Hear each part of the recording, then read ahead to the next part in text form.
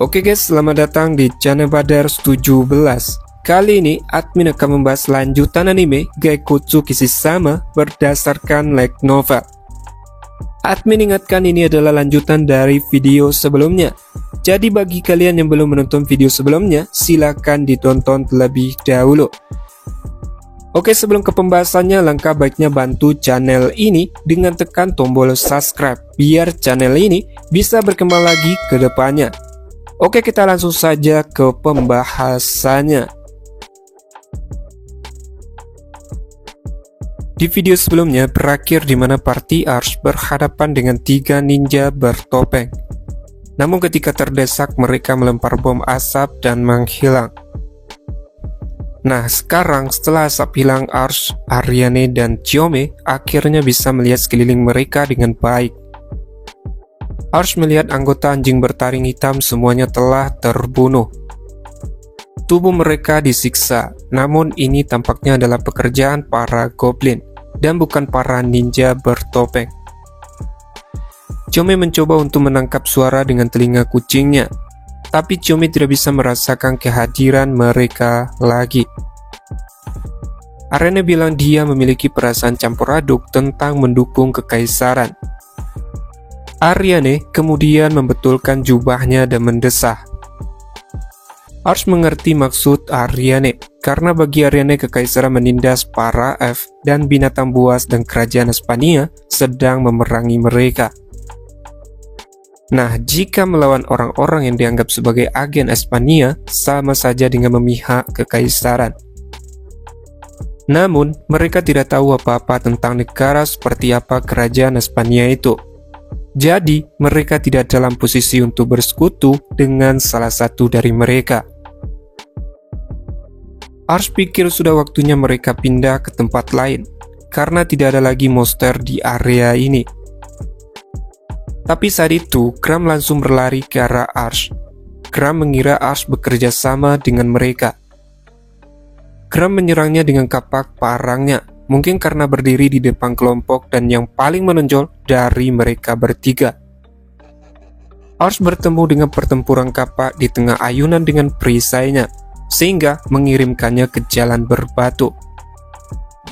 Namun, Gram segera mengangkat kapaknya untuk menyerang lagi. Kali ini dengan gerakan menyapu ke atas. Tapi Ars sekali lagi menghadapi pukulannya dengan perisai, membuat Gram kehilangan keseimbangan. Ars kemudian memegang pedangnya dalam keadaan siap. Ars bertanya apa yang Gram lakukan. Ars memberitahunya bahwa tidak memberikan ancaman padanya. Tapi Gram malah semakin marah. Gram bilang anak buahnya mereka sudah mati. Ars bilang kalau itu bukan ulahnya, namun Gram tidak mau mendengar apa yang Ars katakan. Gram bilang dia tidak akan membiarkan Ars menghancurkan kampung halamannya. Gram kembali mengayunkan kapak parangnya beberapa kali lagi, meskipun Ars menangkis setiap pukulan dengan perisainya. Ars menyelam kembali untuk memberi jarak di antara mereka. Ariane yang menonton adegan itu dari kejauhan memanggil Ars dengan ekspresi kesal di wajahnya. Ariane bilang tidak ada gunanya, dia terlalu marah untuk diajak bicara. Ucapan Ariane membuat tatapan kebencian Gram beralih ke Ariane, meskipun Ariane hanya memberi isyarat padanya untuk maju dengan lambaian tangannya. Pembuluh darah berdenyut di dahi Gram saat dia mengangkat kapak parangnya dan mengalihkan perhatian pada Ariane. Namun, Ars menerjang ke depan dan membenturkan perisainya ke dada Gram sebelum dia sempat. Ars tahu Ariane mungkin tidak membutuhkan bantuan, tetapi tubuh Ars bereaksi sebelum otaknya sempat mengejar. Gram menangkap serangan itu dengan gagang kapak parangnya yang panjang dan berguling dengan itu, menekan kedua tangan ke tanah untuk mencoba mendapatkan kembali keseimbangannya. Tapi, Chiyome berhasil menutup jarak secara diam-diam dan menangkapnya dengan tusukan lutut ke rahang.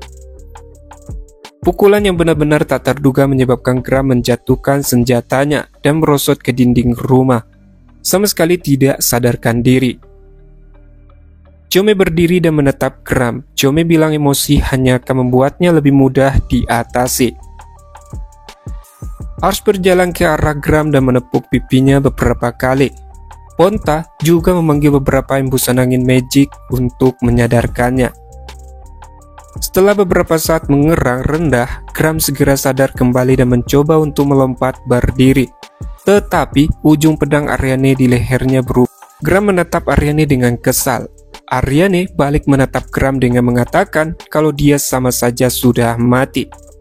Tapi sebaliknya dia masih hidup. Ariane memperingati Gram jika dia tidak memahami perbedaan di antara mereka, Ariane akan membuatnya tidur lebih lama lagi. Gram menelan ludah karena kedinginan, kekuatan yang diperhitungkan di balik kata-kata Ariane. Gram memutuskan bertanya apakah mereka tidak bekerja sama dengan pria bertopeng itu. Ars bilang kalau mereka lah yang membunuh anak buahnya dan mereka cukup terampil melakukan hal itu. Wajah Gram berubah langsung saat mendengarnya dan mengalihkan pandangannya sebelum meninju tanah karena tidak mampu melindungi anak buahnya. Kemudian sekelompok anak buah Gram datang dengan langsung mengitari Gram. Mereka mengangkat senjata dan menyuruh Partiars untuk mundur jika tidak ingin kehilangan nyawa mereka. Ariane terlihat semakin kesal melihat kemunculan anjing bertaring hitam. Ariane mengarahkan ujung pedangnya ke leher Gram, mendorongnya untuk membungkam anak buahnya. Dengan begitu, Gram memerintahkan anak buahnya untuk menurunkan senjata mereka dan memberitahu mereka kalau Partiars bukan musuh. Gram segera berdiri meraih kapak tempurnya. Anak buahnya segera memberitahu Gram kalau kota telah dibakar dan mereka juga mendengar desas-desus kemunculan Minotaur di kota. Gram mengerenyit mendengar laporan dari anak buahnya saat dia mencoba untuk berpikir. Chiome tiba-tiba muncul di samping Ars, sepertinya sudah tahu apa itu. Chiome mendengar ada seorang wanita meminta bantuan. Chiome melangkah maju untuk mencoba menemukan orang yang dimaksud. Bingung harus berbuat apa, Ars melirik anjing bertaring hitam sejenak, tapi kemudian dengan cepat fokuskan kembali dan mengikuti Chiome kalau dia perlu bertindak segera. Ariane juga melirik Gram sebelum berputar, membuat jubahnya melambai di belakangnya, seolah-olah dia kehilangan minat. Ars mengembalikan pandangannya ke punggung Chiome. Ars tidak bisa mendengar suaranya sama sekali, tapi Chiome terus berjalan ke depan, mengangkat tangannya untuk menyuruhnya berhenti. Mereka berdiri di sana dalam diam selama beberapa saat, tetapi bahkan dengan semua jeritan bergema di seluruh kota, Chiome dapat menggunakan pendengarannya yang baik untuk menentukan lokasi suara itu. Akhirnya, Ars bisa mendengarnya suaranya, tapi Ars tidak tahu apa yang mereka katakan. Di depan, Ars melihat sebuah jembatan batu melintasi sungai yang mengalir melalui kota. Namun tidak ada monster atau orang di jembatan itu. Kali ini, Ars dapat dengan jelas melihat suara wanita itu, diikuti dengan suara dentingan dan gemericing. Tanpa ragu sedikit pun, Chiome langsung menuju ke arah jembatan. Ars bergegas mengejarnya dan melihat ke samping. Itu kira-kira setinggi 3 meter dari atas jembatan ke dasar sungai di bawahnya. Chiome berdiri di depan pintu masuk ke terowongan limbah besar di dekat dinding batu dan mendarat dengan mudah di tanah. Pintu masuk ke terowongan bawah tanah besar di depan Chiome diblokir oleh jeruji besi yang kokoh. Namun, celah di antara jeruji cukup lebar untuk memungkinkan cairan mengalir tanpa tersumbat. Di sisi lain jeruji besi ada dua wanita yang secara mengejutkan berpakaian bagus. Yang satu kelihatannya semacam pelayan, yang lainnya adalah seorang kesatria. Keduanya jelas terkejut dengan kemunculan Partiars yang tiba-tiba. Wanita kesatria kemudian mengantar wanita seperti pelayan di belakangnya untuk perlindungan dengan menanyakan siapa mereka. Ars memberitahunya kalau mereka adalah tentara bayaran yang disebut sebagai Turbulent Ponta Patrol. Ponta juga menimpali dari atas kepala Ars. Kesatria itu tampak bingung bagaimana harus bereaksi, tapi wanita seperti pelayan itu maju untuk meminta bantuan. Pelayan itu dengan memohon bertanya apakah bisa mempekerjakannya sekarang. Sebelum menanggapi permintaan pelayan itu, Ars melirik ke arah Ariane dan Chiome. Ars melihat Aryani mengangkat bahu dan mendesah. Aryani memberitahunya bahwa sejujurnya sekarang bukan waktunya bagi mereka untuk mengambil pekerjaan sebagai tentara bayaran. Pelayan itu tampak sedih mendengar jawaban Aryani. Ars pikir lebih baik mengeluarkan mereka dari sana sebelum mendengar cerita mereka selanjutnya. Ars bertanya apakah mereka memiliki kunci untuk membuka jeruji. Pembantu itu mencoba lagi. Kali kesatria itu bilang mereka tidak punya kunci. Jadi dia meminta party Ars untuk menghubungi kuil dan memberitahu mereka bahwa ini ada permintaan dari istri tuan. Oh ya guys, maksud dari istri tuan ini admin juga belum paham. Admin berasumsi kalau tuan di sini maksudnya seperti bangsawan atau orang yang memiliki kedudukan tinggi. Setelah mendengarnya, Ars heran apakah dia benar-benar seorang pelayan. Tampaknya aneh dia ingin membuat permintaan dari kuil tentara bayaran atas nama istri tuan. Tapi sayang itu juga tidak mungkin. Ars memberitahu mereka kalau kuil telah dibakar dan saat ini belum beroperasi. Pelayan itu terkejut dan bingung setelah mendengar ini. Pelayan itu bertanya apa maksud mereka kuil dibakar. Apakah maksudnya semua kota telah dibakar dan bukan hanya kastil saja? Melihat dari tindakan dan kata-kata mereka, Ars berasumsi bahwa mereka tidak tahu apa yang sedang terjadi di kota Tondestad. Ars pikir sesuatu yang tak terduga telah terjadi di kastil tuan, sehingga mereka melewati terowongan untuk meminta bantuan ke serikat.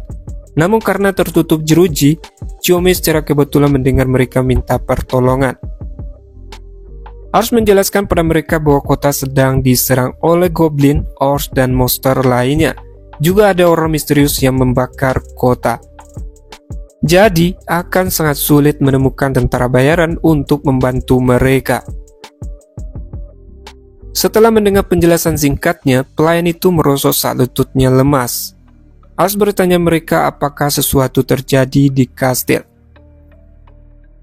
Ars tidak menerima balasan dari wanita yang sedih itu, yang masih memproses gawatnya seluruh situasi. Untungnya, kesatria itu, mungkin pengawalnya, menjawab pertanyaannya. Pengawal itu memberitahu bahwa sekelompok besar bandit keluar dari penjara kastil dan mengamuk. Hampir tidak ada cukup penjaga di kastil untuk menangkis mereka, dan istri tuan serta para pelayan sedang bersembunyi. Tidak ada yang tahu berapa lama mereka bisa bertahan. Setelah mendengar jawaban darinya, Ars yakin penyebab dari semua ini adalah orang bertopeng. Tiba-tiba, Ars mendengar seorang memanggil di belakangnya. Dia adalah Gram yang berdiri di dalam air setinggi pergelangan kaki, dengan seringnya lebar di wajahnya. Aryani dan Chome, yang sepertinya sudah menyadari kedatangannya, hanya mengangkat bahu. Gram menerobos sungai untuk berdiri di depan kesatria. Ketika kesatria itu bertanya siapa dia, Gram memberitahunya bahwa dia adalah pemimpin tentara bayaran dari anjing bertaring hitam. Gram langsung menawarkan bantuan untuk membantu mereka menyelamatkan tuan dan istrinya, tentunya jika mereka mau membayar. Anggota kelompoknya yang lain yang bertemu kembali dengannya sebelumnya mulai melompat dari jembatan satu per satu. Kesatria mengalihkan pandangannya kembali ke pelayan, seolah bertanya apa yang harus dia lakukan. Dia melihat ke arah Gram dan kelompoknya yang terdiri dari 10 orang sebelumnya. Anehnya, mengalihkan pandangannya ke arah Ars karena suatu alasan. Sesaat kemudian, pelayan itu menelan ludah dan menjawab Gram. Dia bilang pasti akan membayar mereka, namun jumlahnya perlu dinegosiasi dengan majikannya. Karena sudah mendapatkan pekerjaan, Gram dengan semangat segera memberitahu anak buahnya untuk segera pergi. Namun Ars memiringkan kepalanya ke samping dan memanggilnya. Ars bertanya kemana dia akan pergi. Gram bilang dia akan menuju kastil. Ars menyarankan mereka untuk lewat terowongan jika ingin lebih cepat. Ars memberitahu Gram bahwa dengan adanya mereka di sini berarti terhubung ke kastil tuan. Tapi Gram menganggap Ars bodoh karena tidak mungkin bisa mereka melewati terowongan itu. Mengabaikan pelayan yang sedikit bingung dan Gram yang frustasi untuk sesaat, Ars memegang jeruji besi yang terpasang di pintu masuk saluran pembuangan. Sesaat kemudian Ars melepaskan sambungan ke dinding pagar besi dan parit selokan putus. Dan jeruji terbuka dengan derit keras. Gram dan anjing bertaring hitam lainnya semuanya menatap, mata terbelalak dan membeku di tempat. Sehingga sikap tenang kesatria itu akhirnya berubah menjadi tatapan ketakutan. Berharap untuk menghilangkan kesunyian yang mencengangkan, Ars membuka jeruji besi dan memberi isyarat agar Gram masuk. Ars memberitahu mereka bahwa masih banyak monster berkeliaran di luar sana. Jadi, mungkin ini akan membawa mereka ke kastil Tuan dengan sedikit gangguan. Gram bilang Ars sendiri semacam monster. Gram menghela nafas dan memimpin anak buahnya ke selokan bawah tanah. Kesatria mendapatkan kembali ketenangannya dan melangkah di depan kelompok untuk memimpin jalan.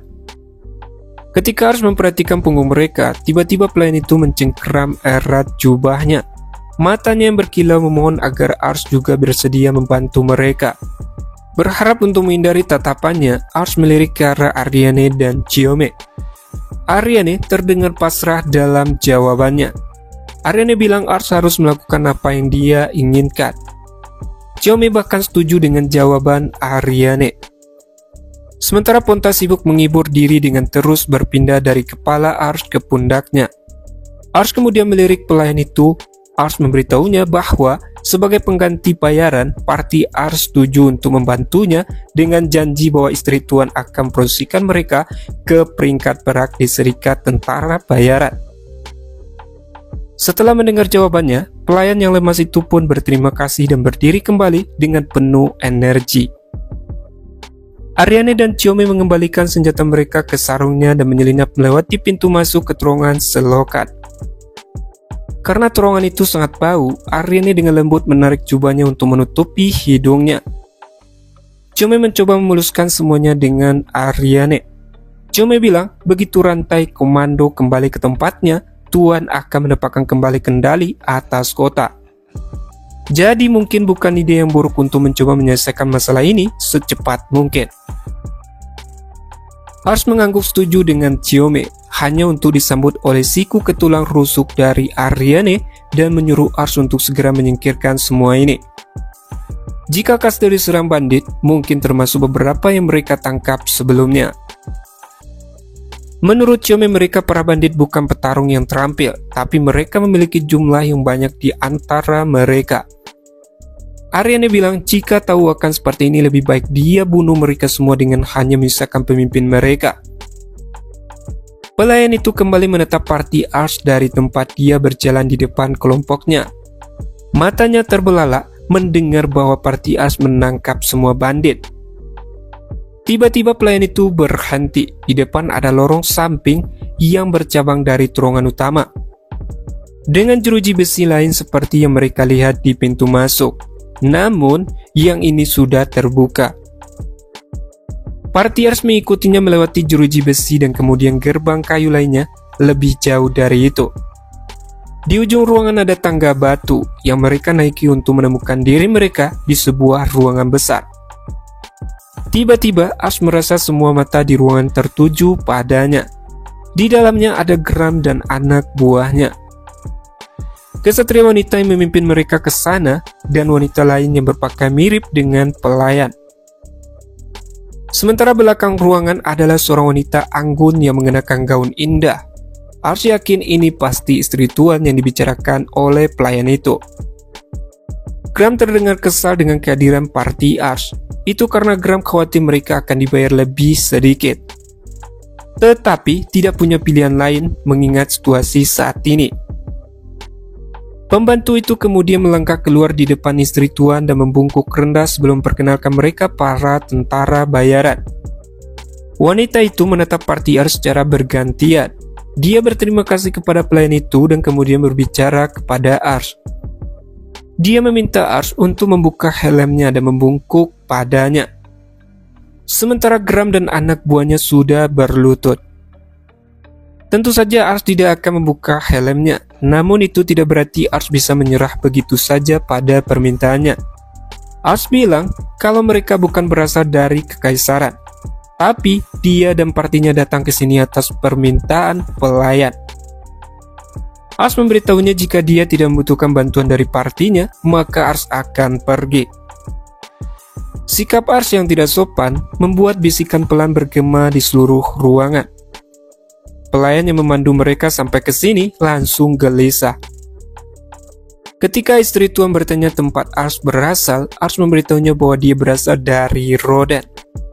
Ars bilang padanya haruskah partinya pulang atau membantu mereka, dan Ars tidak akan tunduk kepada mereka begitu saja. Ars tahu kebanyakan bangsawan akan marah karena hal ini, tapi putri tuan itu berbeda.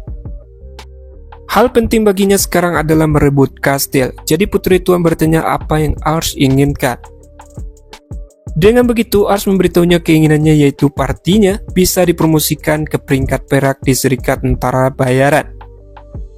Meski permintaan Ars sedikit mengejutkannya, tetapi dia setuju.